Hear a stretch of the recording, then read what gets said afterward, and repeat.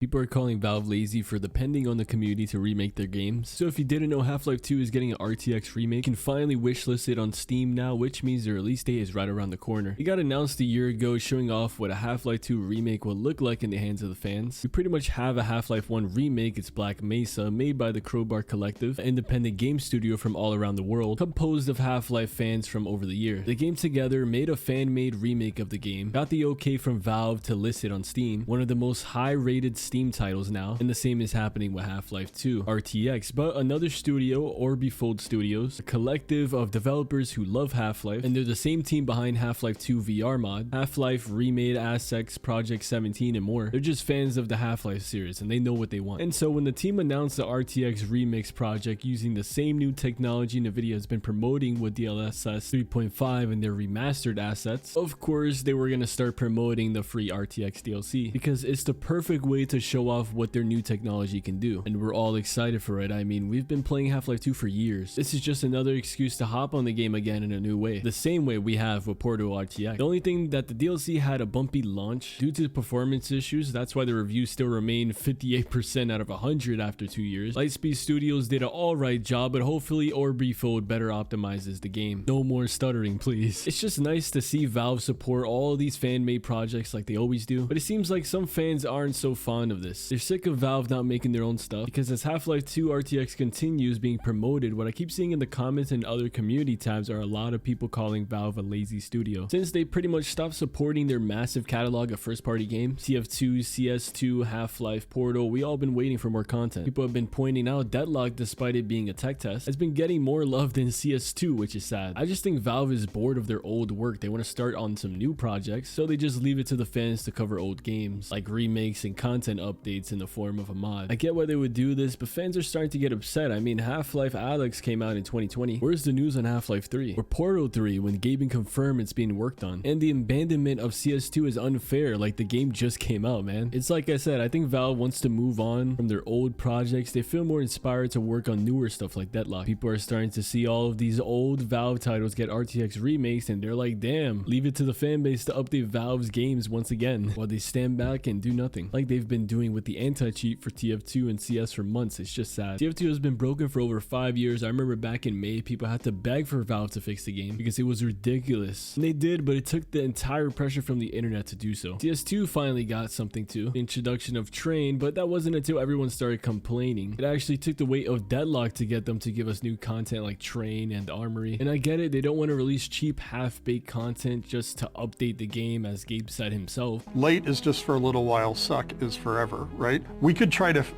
force this thing out the door, but that's not the company we want to be. That's not the people we want to be. That's not the relationship we want to have with our customers. But it gets to a point where the wait does indeed take too long, and the hype dying down is the easiest way to kill a game entirely. People might not even actually make a return because they grow impatient waiting for more. But that's why Valve is now considered a lazy company in the community. All the new content surrounding their games lately are just fan-made projects. The most recent update for Left 4 Dead is a fan-made update approved by Valve. Half-Life now with RTX. Portal only ever gets updated because fan-made DLCs like Portal Revolution that came out earlier this year. Great play, by the way, you guys should check it out. TF2 was gonna get a Source 2 engine remake by the fans called SMB Box, but it got shut down by Valve due to DMCA, which is ironic considering Valve literally bought Dota and Counter-Strike from fan. They both started off as mods for other games and were bought off by Valve and made into full-fledged games. Like, what's going on with them? We can all agree Valve is the best company ever. They're known for hiring modders as developers and buying mods from their own community. They invest in their own community, and in return it's made for some of the best projects of all time, like Counter-Strike and Dota, which again, they were originally mods off Half-Life and Warcraft. Like, no other company does that. Give money to fan creation. Valve has always been big on mod support. That's why the Steam Workshop is even a thing. So why in the hell would they ban a TF2 mod for a game they've completely abandoned forever? TF2 has been getting the most abandonment from the company, and it faces more issues than any other Valve title. But yet, when they become active once again after almost a decade, they fix the issues everyone asks of them to make the game at least playable again, and ban a TF2 remake project by fans that they've been working on for over 4 4 years, just because they just rose from the dead out of nowhere to fix the game, and they saw this mod and they were like, oh, gotta get rid of that. My guess they did it because they're cooking up something, their own TF2 remake behind the scenes, and this fan-made project would have intervened with their vanilla work. I don't know, man. I've been seeing comments online about this, and it really got me scratching my head and wondering, hey, maybe the community's right. Valve does depend a bit too much on the fans, and I've been noticing this ever-growing trend with studios wanting to depend on the community to make the games better. Valve's become lazy. Maybe just because we know what we want, it's free cheap labor, and it's easier for everyone to make their own Half-Life port or whatever Valve title they want. So I understand, they're probably sick of us. Like,